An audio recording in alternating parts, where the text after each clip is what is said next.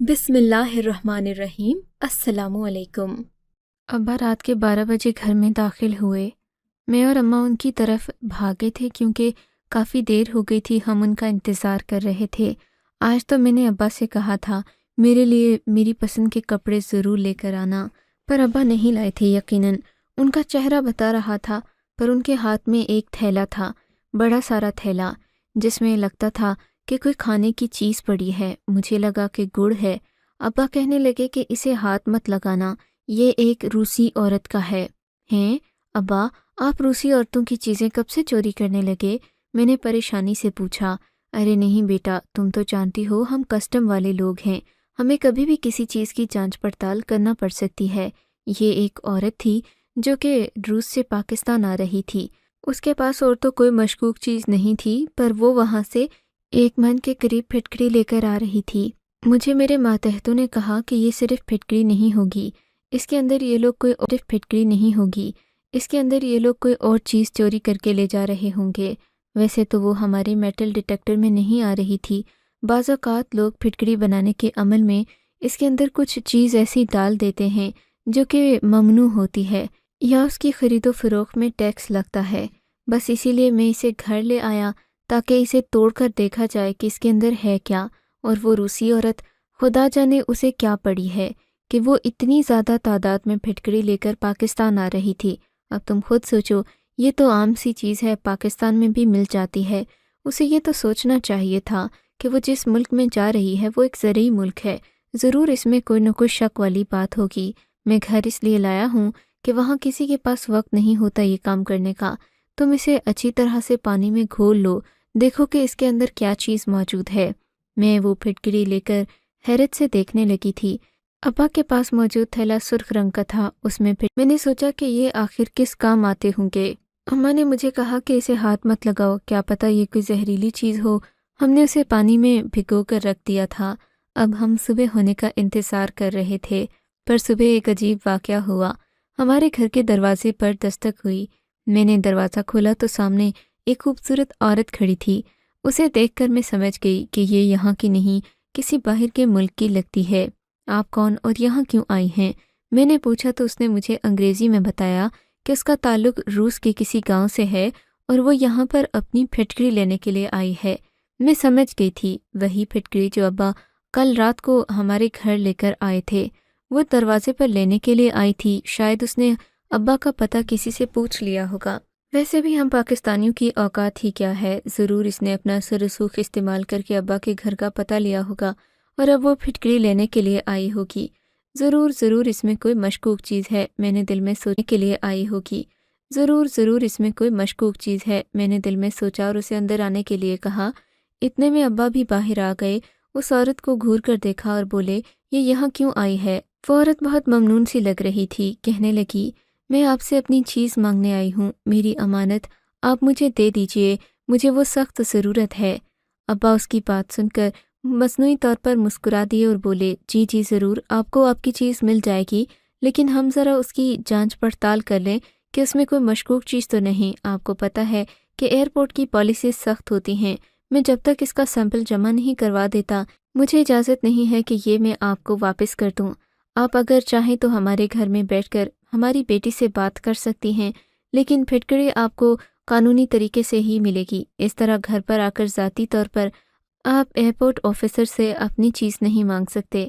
یہ کہہ کر ابا اندر چلے گئے۔ وہ لڑکی میری طرف پریشان ہو کر دیکھنے لگا کہ اس لڑکی سے اس کی کہانی پوچھو، کیا بات ہے، پھٹکری کہاں سے آئی، اتنی زیادہ تعداد میں لے کر کیوں آئی تھی، اس کی پوری بات معلوم کرو اور پھر اگر بات قابل یقین ہو تو آ کر مجھے بتانا۔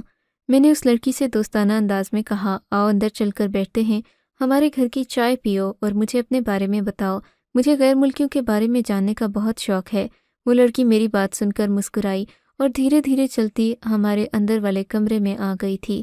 میں نے اسے بٹھایا، وہ بہت بے چین لگ رہی تھی۔ بولی کہ تمہارے ابا نے میری پھٹکری کہاں چھوڑی ہے؟ میں نے کہا وہ تو ہم نے پانی میں بھگو کر رکھی ہے، ابا کہہ رہے تھے کہ اس کے بارے میں پتہ چلانا چاہتے ہیں۔ وہ چلا اٹھی، خدا کے لیے ایسا مت کرو، وہ بہت قیمتی چیز ہے، پانی سے خراب ہو جائے گی، تم اس کا پانی نکال لو، میں تمہیں ساری کہانی منوان سنا دیتی ہوں، تم جیسا کہو گی میں ویسا ہی کروں گی۔ میں نے سوچا چلو پانی میں ڈالنے سے ویسے بھی ہمیں کیا ملنا تھا، ہم اسے کوٹ کر بھی تو دیکھ سکتے تھے کہ اس میں کیا ہے۔ میں نے اسے کہا کہ ٹھیک ہے، میں تمہاری پھٹکری میں سے پانی نکال دیتی ہوں، تو مجھے خود ہی پوری کہانی سنا دو، کیونکہ میرے ابا کسٹم میں ہیں، وہ بلا وجہ کسی بات پر یقین نہیں کرتے۔ تمہارے پاس ثبوت ہوں گے تو تمہاری پھٹکری وہ تمہیں بنا کسی قیمت اور جرمانے کے واپس کر دیں گے، لیکن میں اس طرح انہیں نہیں کہہ سکتی۔ ہاں ضرور، میں قانون کی نزاکت کو سمجھتی ہوں، مجھے ڈر تھا کہ کہیں تمہارے ابا یہ پھٹکری ایئرپورٹ والوں کو نہ دے دیں اور وہ ضبط نہ کر لیں، اسی لیے میں ان کے گھر آ گئی ہوں۔ تمہیں تو پتہ ہے ہم غیر ملکیوں کو یہاں کی چیزیں خریدنے کا بھی زیادہ علم نہیں ہوتا، بس اسی لیے میں تم لوگوں سے درخواست کرنے کے لیے آ گئی۔ اچھا مجھے اس پھٹکری کی کہانی تو سناؤ، تم یہ 40 کلو پھٹکری لے کر کہاں جا رہی تھی اور اسے کیا کرتی ہو؟ ہم استعمال کرتے ہیں اسے۔ وہ دھیمے سے بولی، نہیں میرا مطلب ہے تم اس کے بارے میں پوری کہانی سناؤ کہ یہ کہاں سے آئی، کیسے استعمال ہوتی ہے وغیرہ وغیرہ۔ کہانی سننا چاہتی ہو تو اپنے ابا کو بتا دینا۔ وہ ذرا خفگی سے بولی تھی، پھر اس نے اپنی کہانی شروع کی تو وہ جذباتی ہو گئی۔ میرا نام ایزابیلا ہے، ہم چھوٹے سے تھے جب ہمارے گاؤں میں ایک نئی لہر چلی تھی۔ میرے اماں ابا کے خلاف ہر آدمی بولنے لگا۔ مجھے اب پتہ چلا کہ اماں نے ابا سے بھاگ کر شادی کی تھی اور کوئی بھی اس گاؤں میں ان کو جانتا نہیں تھا، لیکن اب ابا جب بھی گھر آتے تو وہ پریشان ہوتے، امی سے کہتے کہ تمہارے میکے والے تمہارے پیچھے پڑے ہیں، لگتا ہے کہ وہ تمہیں یہاں سے لے جا کر مجھ سے چھین کر ہی دم لیں گے۔ مجھے ان سے بہت ڈر لگتا ہے۔ میرا تعلق ایک پرامن قبیلے سے ہے، تمہارا قبیلہ بہت لڑاکو ہے، خدا جانے انہوں نے میرے ماں باپ کے ساتھ کیا کیا ہوگا۔ میں تو تمہاری محبت میں پاگل ہو کر یہاں تک چلا آیا، اللہ خیر ہی کرے۔ ابا کی باتیں سن کر میں بھی پریشان ہو جاتی تھی۔ اماں کہنے لگی، چھوڑو اس بات کو، تم مجھے 2 کلو اور پھٹکری لا کر دو، ہم اپنا کام کریں گے اور یہاں سے نکل جائیں گے۔ اماں کی بات سن کر میں نے پہلی بار سوچا تھا کہ ہمارے گھر میں پھٹکری کے ڈھیر آخر کیوں لگے ہوتے ہیں، کیوں اماں ہر دن پھٹکری کے 10-10 کلو منگوا کر گھر میں بڑی حفاظت سے رکھ دیتی ہے۔ اس دن میں ابا کی باتیں سنتی رہی، وہ اماں کو مختلف طریقوں سے قائل کرنے کی کوشش کر رہے تھے کہ ہم یہاں سے چھوڑ کر کہیں اور چلے جاتے ہیں۔ اماں بولی کہ میں ایسا ہرگز نہیں کروں گی، جب تک ہم امیر ہوتے کچھ زیادہ عرصہ نہیں لگے گا، پھر ہم یہیں سے کسی بہت اچھی جگہ پر چین کے کسی علاقے کی طرف رخصت ہو جائیں گے، وہاں جا کر رہیں گے تو یہ لوگ اس قانون کو توڑ نہیں سکیں گے۔ تم کسی چینی عورت سے شادی کر لینا، تمہیں وہاں کی قومیت بھی مل جائے گی۔ ابا ہنس کر بولے کہ نہیں، میں کسی عورت سے شادی نہیں کروں گا سوائے تمہارے۔ یہ باتیں چل ہی رہی تھیں کہ ابا اور اماں کو میری موجودگی کا پتہ چل گیا۔ تب اماں ابا نے باتیں کرنا بند کر دی تھیں، لیکن اگلے دن میں نے اماں سے پوچھ لیا، اماں تم نے گھر میں اتنی ساری پھٹکری کیوں رکھی ہے؟ سن کر اماں نے میرے منہ پر ہاتھ رکھا اور بولی، خبردار بیٹی، جو یہ بات تم نے کسی کے بھی سامنے کی تو یہ راز صرف تم تک اور میرے باپ تک محدود تھا۔ ہمیں نہیں پتا تھا کہ تم اتنی جلدی بڑی ہو جاؤ گی اور بڑوں والی باتیں کرنے لگو گی۔ اب سے تم اس بات کو بھول جاؤ اور ہمارے گھر میں کوئی پھٹکری نہیں ہے، یہ تو بس چینی کے طور پر استعمال کرتے ہیں ہم۔ مگر میرے دل میں بہت زیادہ تجسس تھا۔ میں نے کہا، ماں میں تو یہ راز جان کر رہوں گی کہ تم نے پھٹکری کیوں یہاں رکھی ہے، مجھے کیوں نہیں بتاتی ہو؟ اماں نے مجھے زور کا تھپڑ مارا اور بولی، خبردار جو تم نے آئندہ یہ نحوست والا سوال کیا تو میں تجھے بچانا چاہتی ہوں، اگر تجھے پھٹکری کا راز پتہ چل گیا تو تیری جان چلی جائے گی۔ اماں کیا پھٹکری مجھے جان سے مار دے گی؟ میں نے شرارت بھرے انداز میں پوچھا۔ اماں روتے ہوئے بولی، اماں کی آنکھوں میں آنسو آ گئے تھے، خدا کے لیے میری بچی تو وقت پر سمجھتا، اس راز کو جاننے کی ضرورت نہیں ہے، ورنہ تمہاری جان بھی خطرے میں پڑ جائے گی، میری بچ کر دو۔ اماں نے ہاتھ جوڑتے ہوئے کہا تو مجھے واقعی میں احساس ہوا کہ اماں پریشان ہے اور یہ بات کوئی فکر والی ہے۔ اس دن کے بعد سے میں نے دوبارہ پھٹکری کے بارے میں اماں سے کوئی سوال نہیں کیا، لیکن تقریباً 1 مہینہ ہی گزرا تھا کہ ہماری زندگی میں بھونچال آ گیا۔ میں کیا جانتی تھی کہ یہ سب بھی اسی وجہ سے ہوا ہے۔ میں اپنے کمرے میں سو رہی تھی جب مجھے اپنی ماں کی چیخوں کی آوازیں سنائی دینے لگیں۔ میں بہت پریشان ہوئی۔ اماں نے مجھے مگر منع کر رکھا تھا کہ گھر میں کچھ بھی ہو جائے تم نے اپنے کمرے سے باہر نہیں آنا، بلکہ کہیں چھپ جانا ہے۔ مجھے یقین تھا کہ ہمارے گھر میں کوئی نہ کوئی حادثہ ہو گیا ہے۔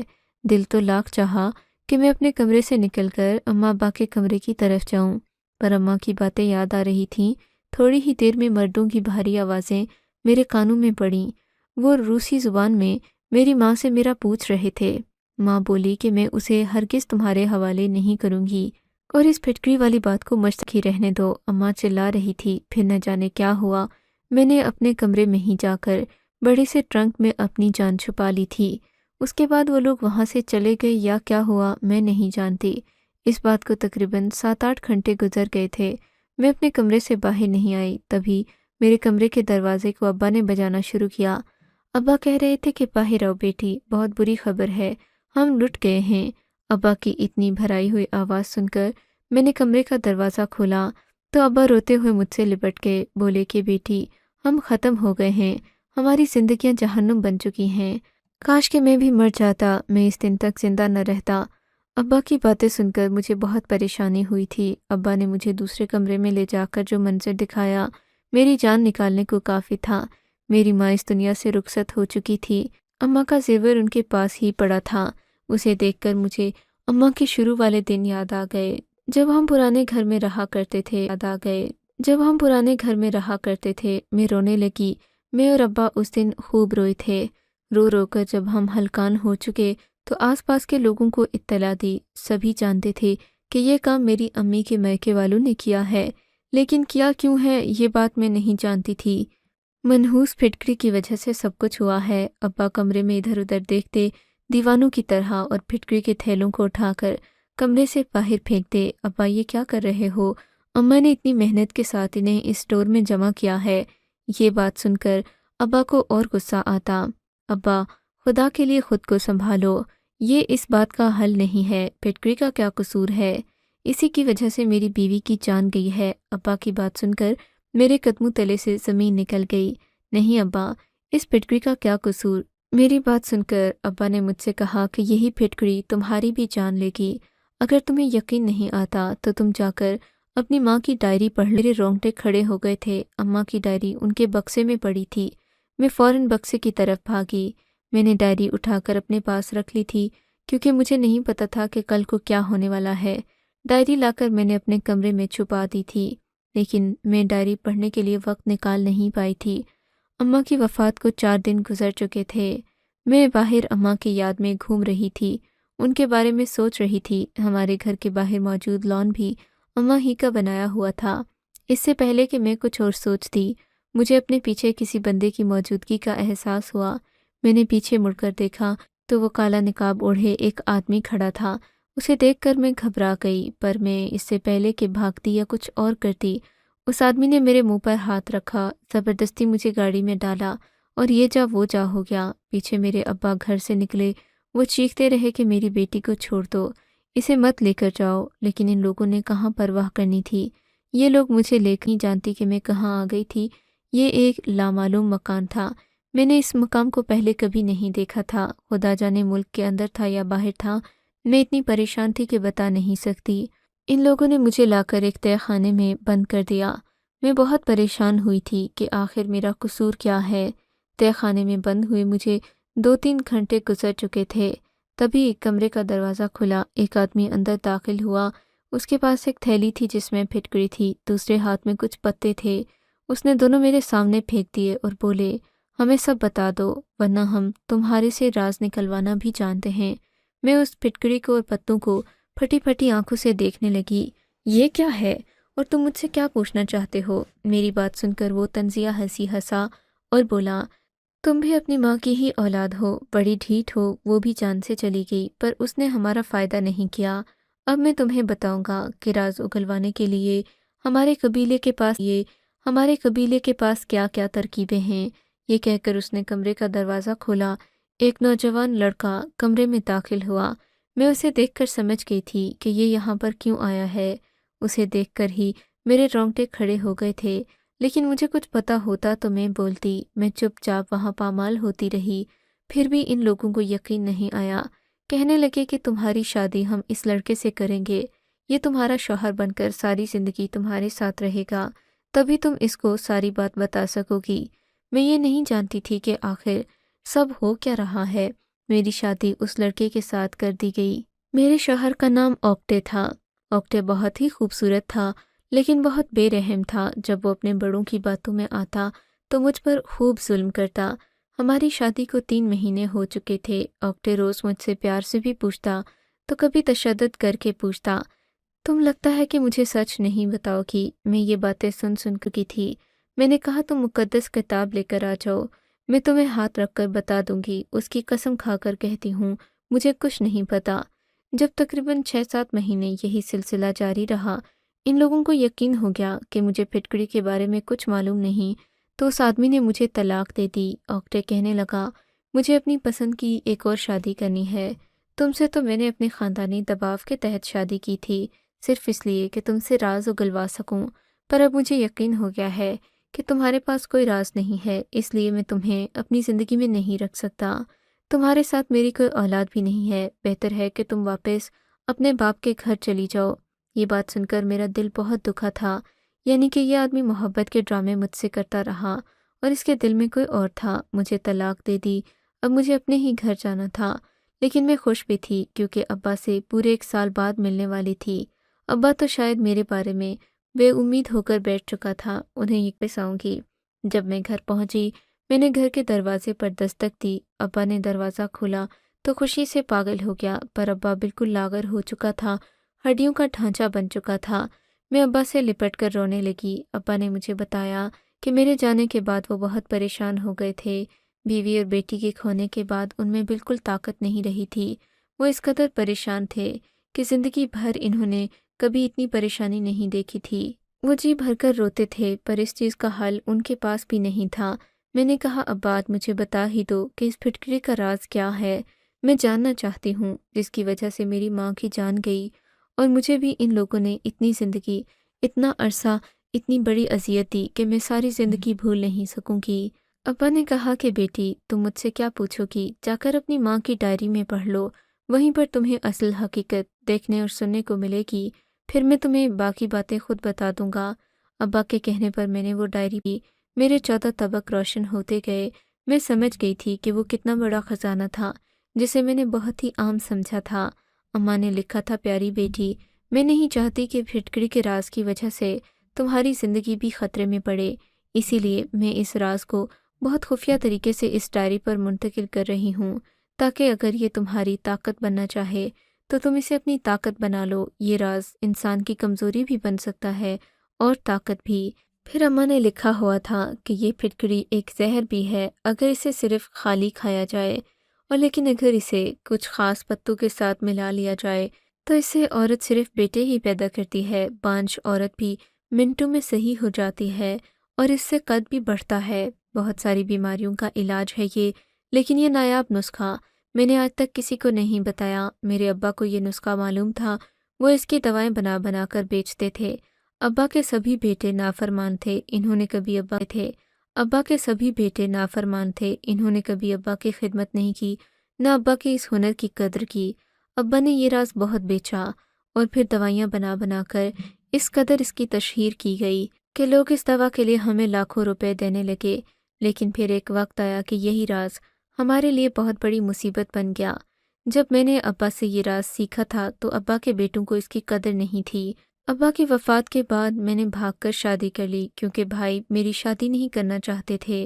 میں نے شادی کے بعد پھٹکڑی والی دوا دوبارہ بنانا شروع کر دی۔ لوگ ابا کے نام کی وجہ سے مجھ پر بھی اعتبار کرتے تھے، وہ دوا مجھ سے لے کر جانے لگے۔ میرے گھر میں دولت آنے لگی تو ان لوگوں کو تکلیف ہوئی، یہ وہ راز جاننے کے پیچھے میرے گھر آنے لگے، پر میں انہیں کیوں بتاتی؟ ابا نے سختی سے منع کیا تھا کہ یہ راز کسی اور کو نہیں بتانا، میرے بیٹے غیر سنجیدہ ہیں، وہ اس راز کی قدر کھو دیں گے اور سبھی کو بتا دیں گے، اس کے بعد یہ راز عام ہو جائے گا، قدر نہیں ہوگی اور لوگوں کو فائدہ بھی نہیں ہوگا۔ ابا کی بات بھی صحیح تھی، میں نے اپنے بھائیوں کو یہ راز نہیں بتایا، لیکن میری جان کو خطرہ ہے، مجھے لگتا ہے کہ وہ مجھے اس دنیا سے ہی رخصت کر لیں گے، لیکن مجھ سے یہ راز پوچھ کر رہیں گے۔ اب یہ راز میں تمہیں منتقل کر رہی ہوں تاکہ تم بھی یہی ہنر استعمال کرو اور زندگی میں آگے بڑھ سکو۔ آگے اس کا نسخہ لکھا ہوا تھا، لیکن میرا دل اب اپنے ملک سے چاٹ ہو چکا تھا۔ میں نے راتوں رات ایک پاکستانی لڑکا فیس بک پر ڈھونڈا، اس سے دوستی کر لی اور کہا کہ میں پاکستان آنا چاہتی ہوں، تم سے شادی کروں گی۔ اسے اور کیا چاہیے تھا، وہ میری گوری چمڑی دیکھ کر بڑا متاثر تھا۔ اس نے مجھ سے وعدہ لے لیا۔ یوں میں پاکستان آ گئی۔ پاکستان آتے ہوئے میں نے اپنے گھر کی ساری پھٹکڑی پیک کی اور اسے یہاں لے آئی۔ میں چاہتی ہوں کہ میں یہاں پرسکون زندگی گزار سکوں۔ میں نے سنا ہے کہ یہاں بھی اس بیماری کے بہت سارے مریض ہیں جن کو میں فائدہ پہنچا سکتی ہوں، اور یہاں تک میرے رشتہ دار سکتے مجھ تک، بس اس لیے میں یہاں آ گئی۔ اب میری پھٹکڑی مجھے واپس کر دو۔ یہ بات سن کر میں خاموش ہو گئی تھی۔ اس نے مجھے اپنی دوا کے بارے میں تفصیل بھی بتائی۔ میں نے یہ بات ابا کو بتائی۔ ابا بڑے متاثر ہوئے۔ انہوں نے اس لڑکی کو پھٹکڑی واپس کر دی، لیکن میں سوچنے لگی کہ جس ملک میں اپنے شہریوں کے لیے قانون نہیں، وہ ان کی حفاظت نہیں کر سکتا، وہ ایک روسی لڑکی کی حفاظت کیا کرے گا؟ وہ بیچاری تو بڑی امیدوں کے ساتھ اس پاک سرزمین پر بسنے آئی ہے۔ آپ کو اگر یہ کہانی اچھی لگی ہے تو اس ویڈیو کو لائک کیجیے، اور اس طرح کی مزید کہانیاں سننے کے لیے ہمارے چینل کو ضرور سبسکرائب کیجیے۔ کہانی سننے کا شکریہ۔ آپ سے ملاقات ہوگی اگلی ویڈیو میں، تب تک کے لیے اللہ حافظ۔